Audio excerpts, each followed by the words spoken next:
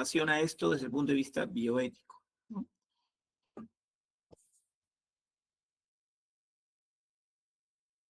A ver, de hecho, nuestra vinculación con los animales es histórica. Desde la presencia de los primeros vestigios de la humanidad, vamos a encontrar que el hombre está cerca de los animales. Hemos convivido con ellos, pero desde el enfoque occidental siempre hemos tenido una posición superior, ¿no? Es decir, el hombre está por encima del animal, ¿no? Kant hablaba sobre un imperativo del ser humano por sobre Doctor, ¿ha toda... cambiado de diapositiva? ¿No ha cambiado? No, no, está en la primera. A ver, espérense.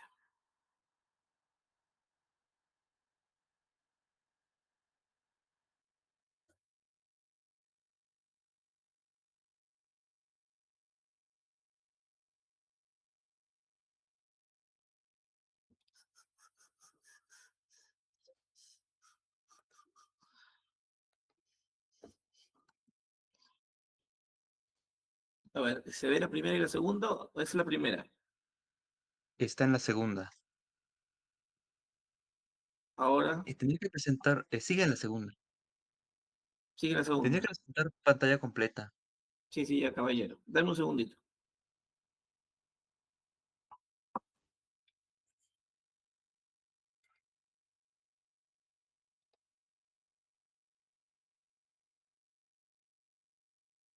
Denme un segundito, por favor.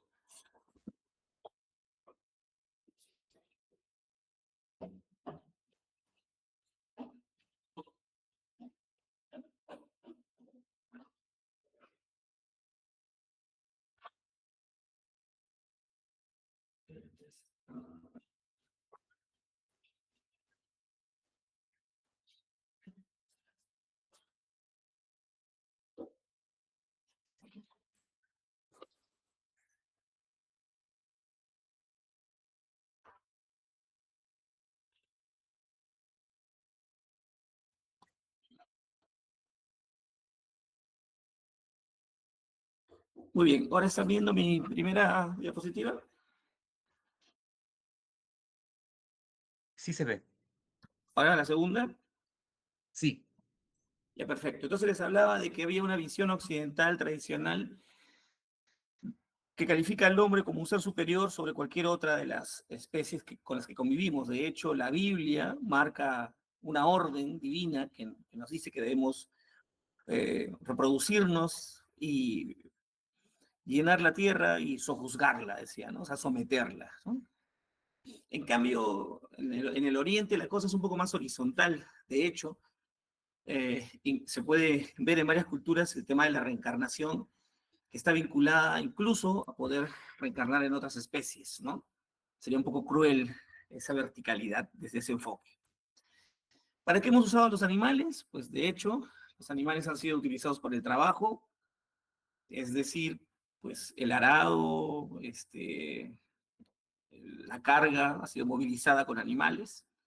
Hemos usado los animales como el transporte, el caballo, el burro, han sido siempre sujetos de este fin.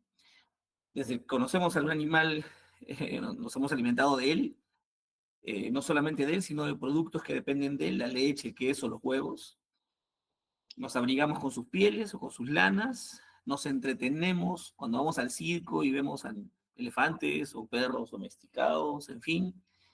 Lo tradicional y una de las cosas que nosotros compartimos es la compañía de un animal, un perro, un gato principalmente. Se han utilizado animales incluso para veneración religiosa, sacrificios. Era usual sacrificar palomas, ovejas, reses, ¿no? Dependiendo de la magnitud de lo que queramos encontrar o de la divinidad. Y uno de los usos que también tenemos en conocimiento es que los animales se han usado para probar cosas antes de probarlas en los seres humanos, ¿no? Para experimentar. Este número es un poco viejo, pero no ha cambiado la forma de usarlo. Cada año, más de 12 millones de ejemplares de animales son sometidos en la Unión Europea, en sus laboratorios de investigación. 12 millones por año, ¿no? Y esos datos que tiene reportada la misma comunidad europea. ¿Qué podemos decir de esos animales? O sea, para analizarlos desde el enfoque utilitario. Todos los mamíferos y las aves, que son los animales con los que más vinculación tenemos, son capaces de sentir dolor y también de sentir placer, ¿no? Además de esto, es probable que los animales tengan creencias y deseos que se conocen como de segundo orden, ¿no? Por ejemplo, manifiestan ganas de salir al exterior cuando quiere un perro salir a pasear, o un gato que se va a pasear cuando quiere, cuando esperan con ansiedad la llegada de la gente que quieren, ¿no? O sea, tienen cierto afecto o aprecio por ciertas personas.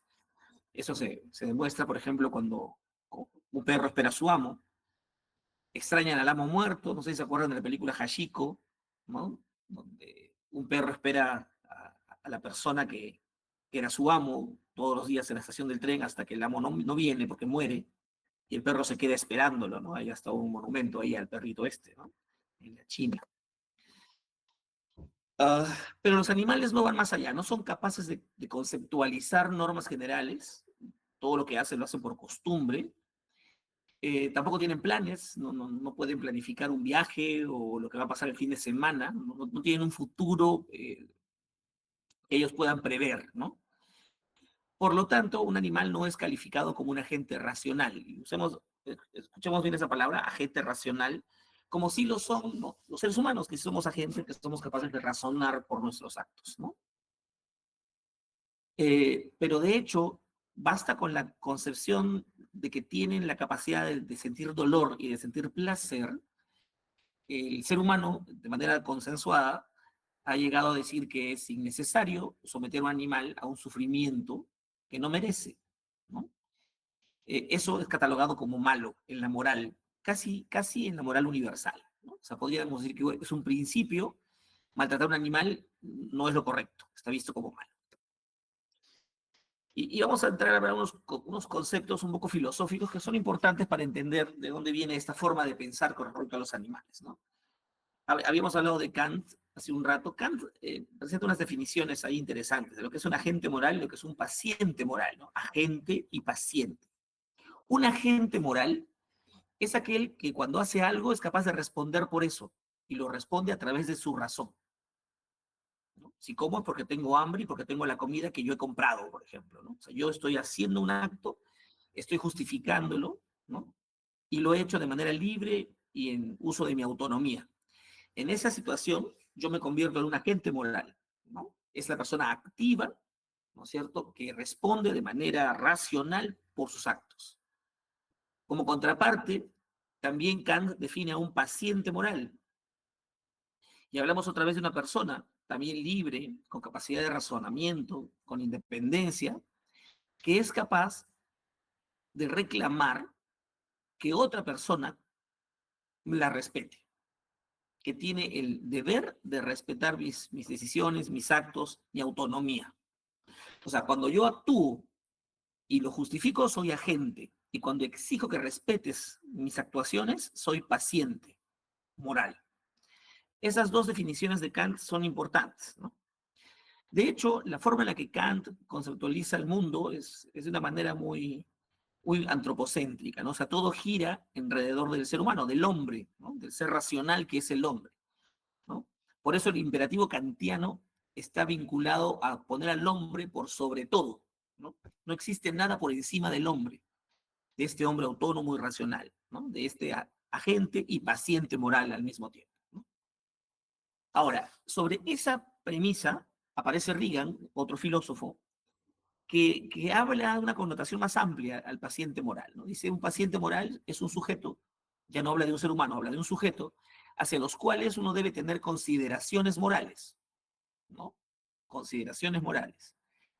Así ellos no tengan obligaciones morales para con los sujetos, o ni siquiera sean capaces de exigir respeto. Y en este aspecto, él define a un paciente moral, por ejemplo, a ciertos grupos humanos, ¿no? Por ejemplo, los bebés, ¿no? Ellos podrían no ser ni agentes ni pacientes. O los niños con síndrome de Down, o los adultos con síndrome de Down, o los adultos con retraso mental, ¿no? Ellos podrían caer en esta situación de ser también pacientes morales, pese a que no tienen una capacidad de razonar y de exigir el respeto por sus actos. porque se repiten sus actuaciones. Y en este grupo, también Reagan mete a los animales, ¿no? Pues dice, los animales también deben ser sujetos morales, perdón, pacientes morales. Es decir, que así nadie puede, así ellos no puedan exigir por ser respetados, ellos deben ser respetados, ¿no?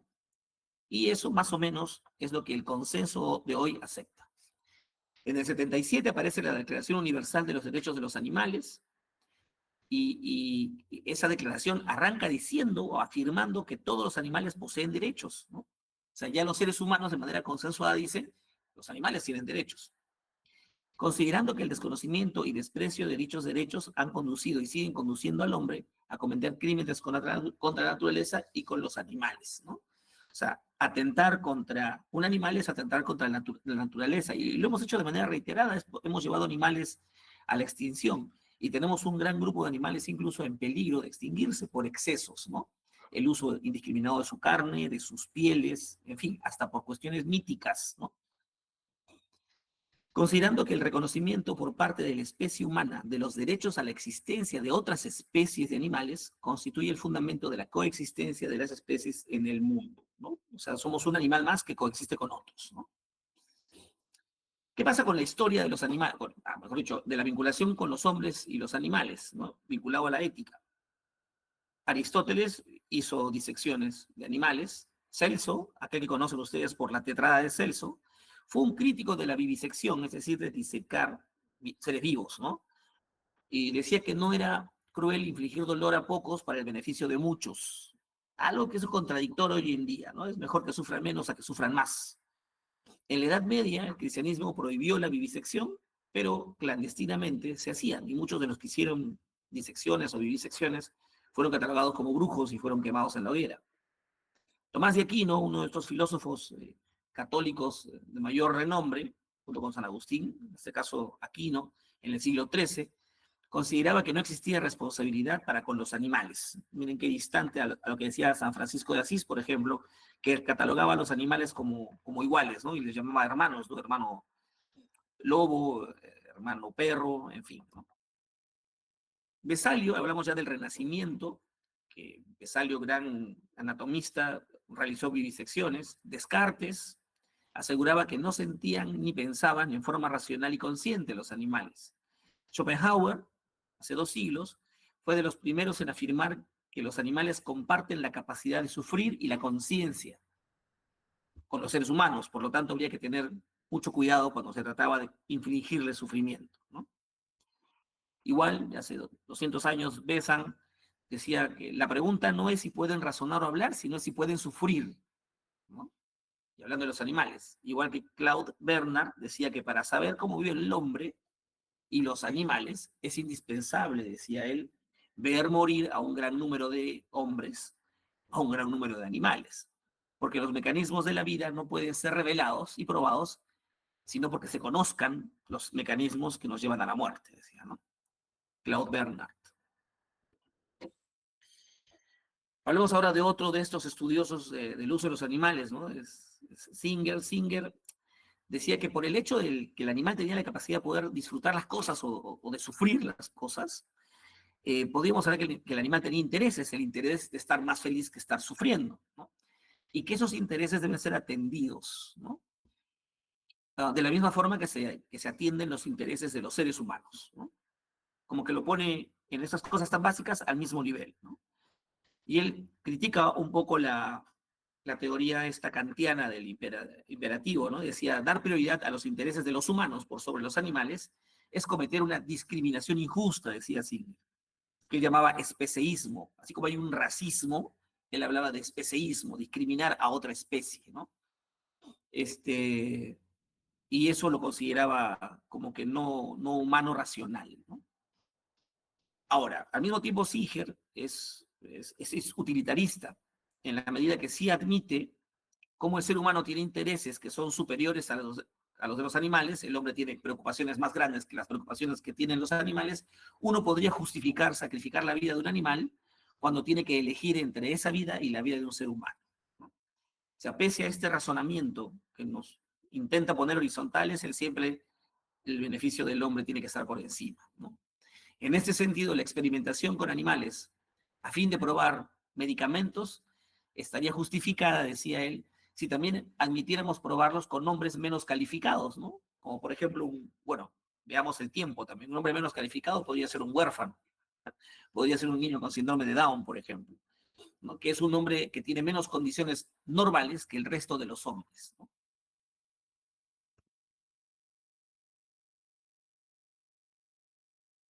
Bueno, Reagan plantea una visión deontológica que defiende a los animales. Tom Reagan. Este señor considera que todas las criaturas que son sujetos de una vida, es decir, que tienen creencias y deseos y un sentido rudimentario de su pasado y su futuro, tendrían el mismo valor moral intrínseco que tenemos los seres humanos, ¿no? Y él califica de esta forma a los animales, ¿no?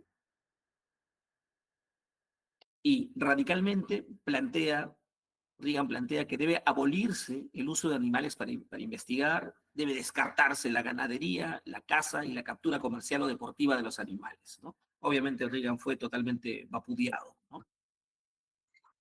Lo interesante es encontrar un punto medio, ¿no? Hablemos de una visión antropocéntrica, o sea, justificada en el ser humano por encima, pero que sea moderada, ¿no? De esta manera justificaríamos el uso de los animales por los humanos para, por ejemplo, experimentar, siempre y cuando se le den condiciones especiales, ¿no?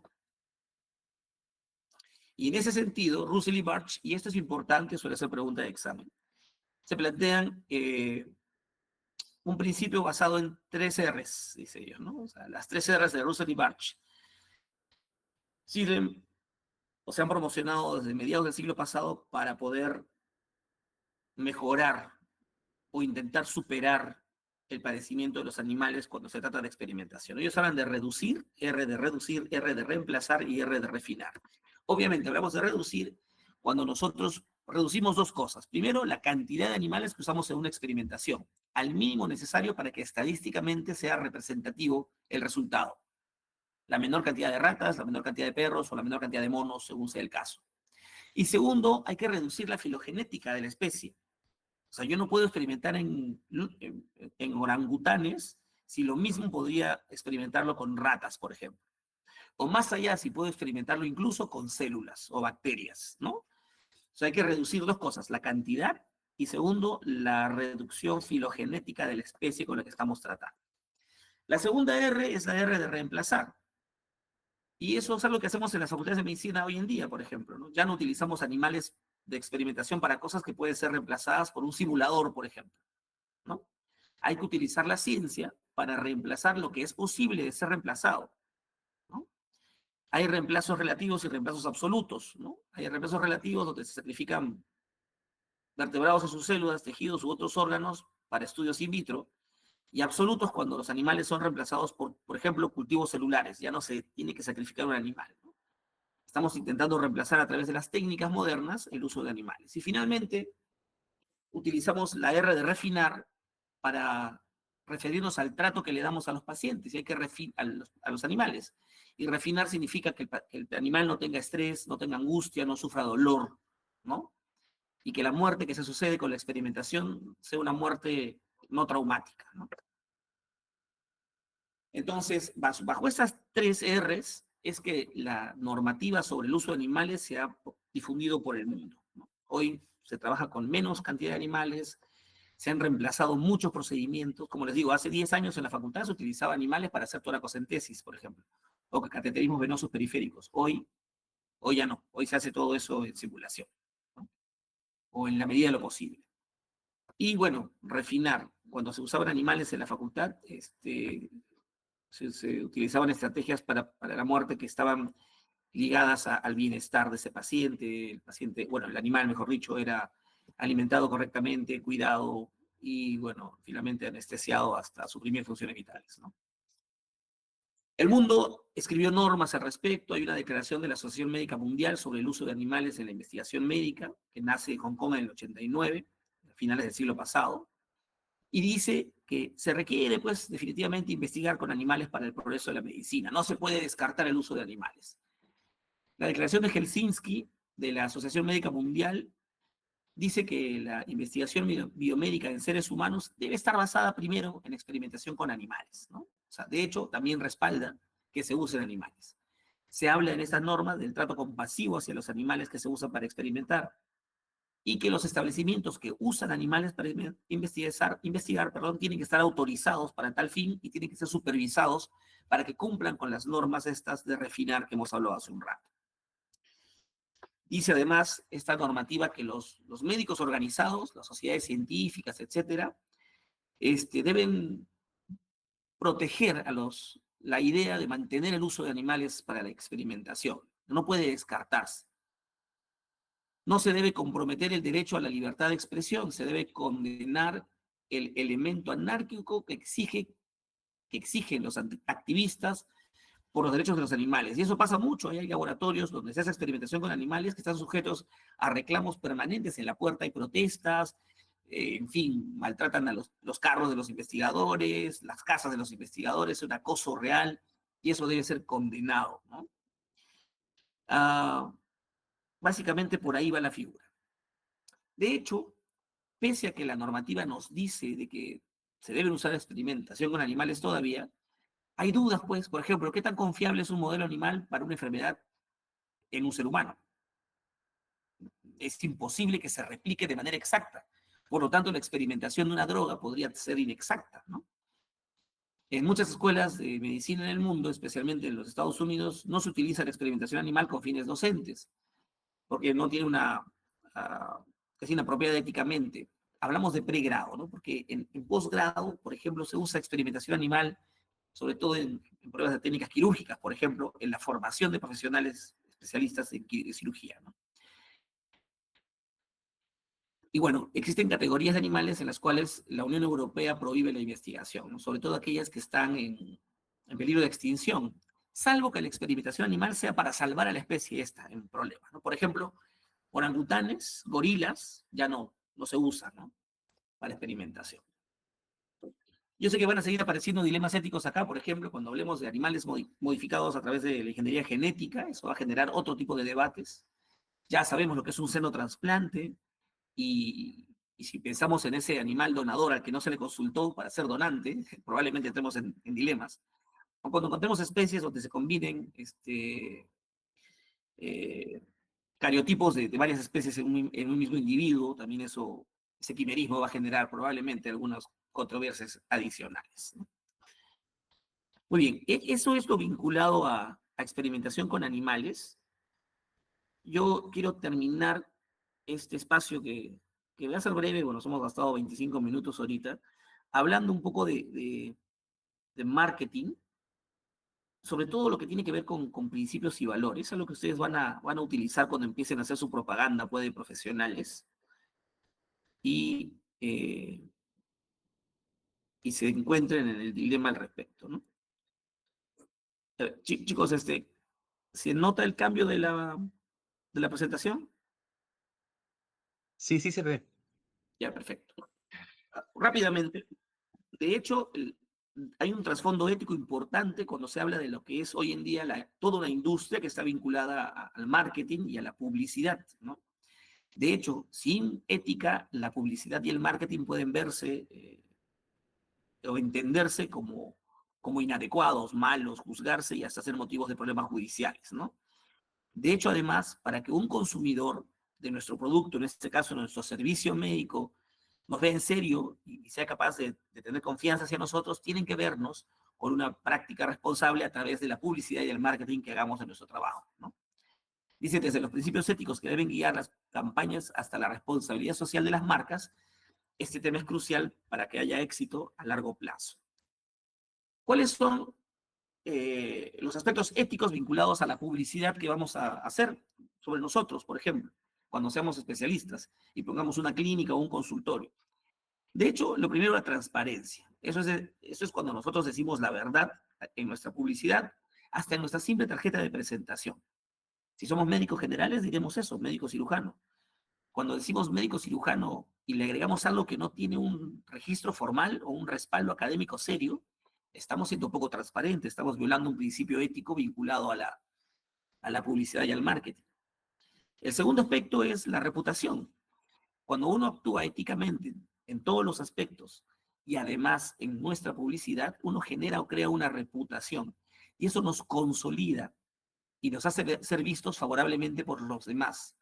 A veces, un solo hecho, un solo evento que entre a discutir nuestras buenas prácticas o nuestras prácticas éticas, nos tumban la reputación.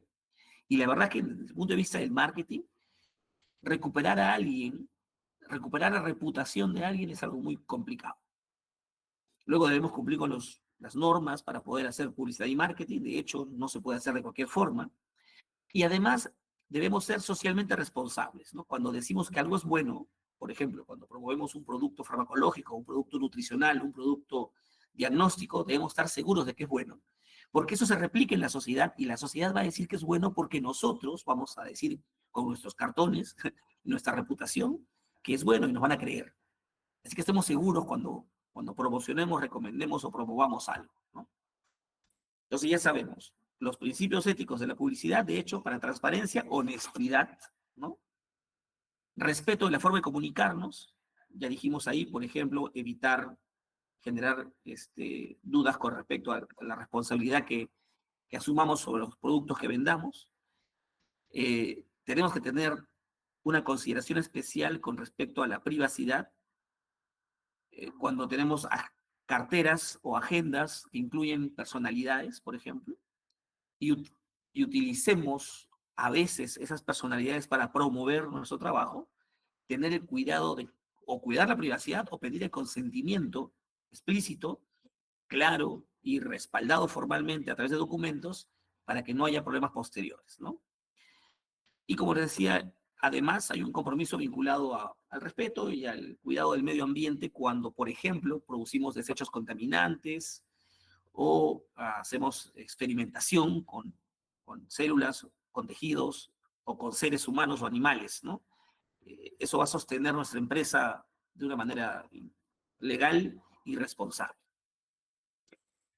¿Qué tiene que ver el tema de la responsabilidad social con nuestras marcas o nuestros emprendimientos médicos o nuestras consultas?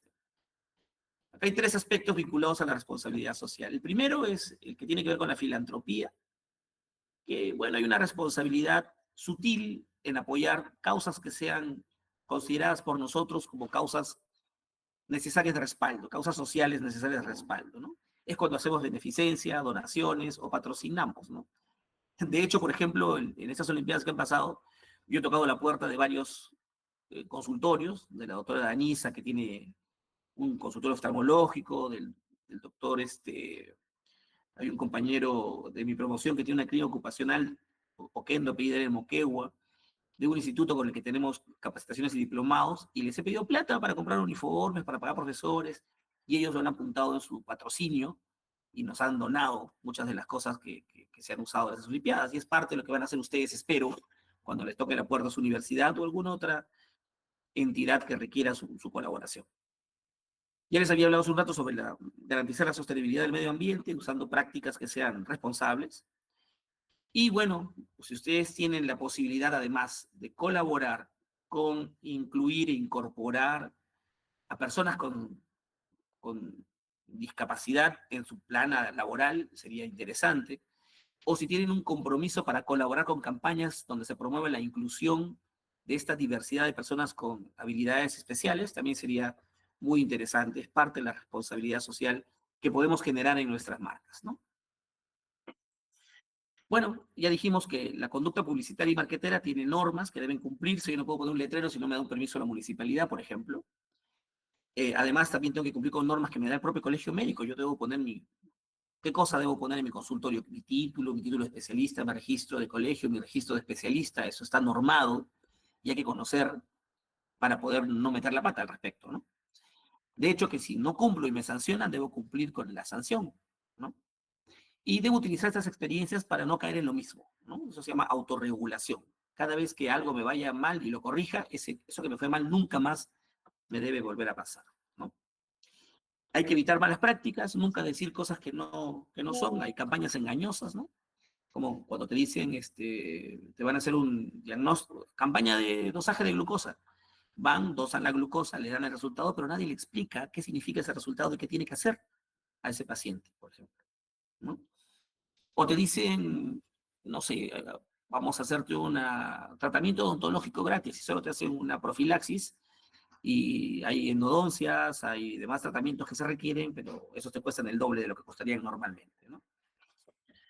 Otra mala práctica es la publicidad irresponsable, cuando, por ejemplo, difundimos aquellas cosas que fijan estereotipos como promover, por ejemplo, no sé, pues vinculado al peso o la estatura, por ejemplo. Hoy está de moda la figura delgada, fitness, y lo que interesa es un índice de masa corporal adecuado, si no, no se experimente, así no se vea o no se exprese una masa muscular marcada, ¿no? Entonces hay que tener un poco de cuidado, ¿no? Incluso cuando se trata en estereotipos con distancia, ¿no? Cuando se estereotipa de manera, se califica mal al sobrepeso o a la obesidad, por ejemplo. Sabemos que son problemas patológicos y que deben ser tratados con los cuidados del caso. Entonces, en nuestra publicidad tenemos que ser cautos con esos detalles, ¿no? Promover iniciativas éticas, es decir, la verdad siempre, ¿no? Cuando hagamos campañas y demás. Y bueno, ya había hablado de autorregulación efectiva, ¿no?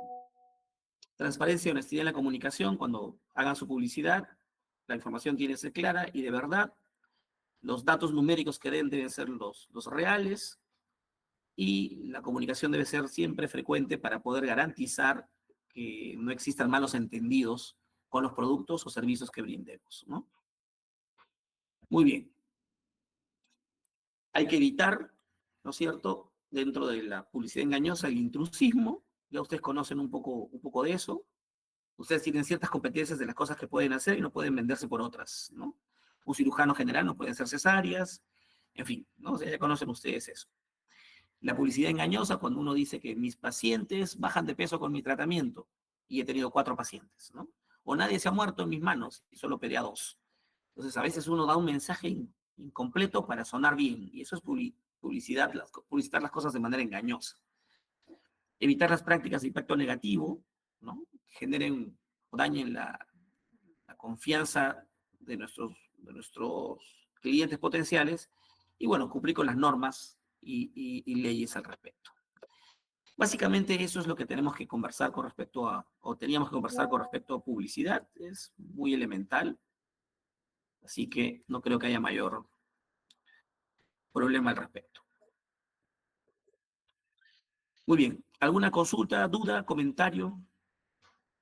Es el momento antes de nuestro encuentro evaluatorio final. Abren ahora.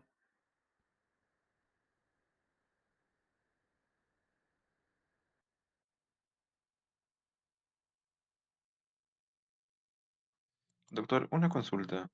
Dime. Em, ¿Cómo va a ser la modalidad de la evaluación?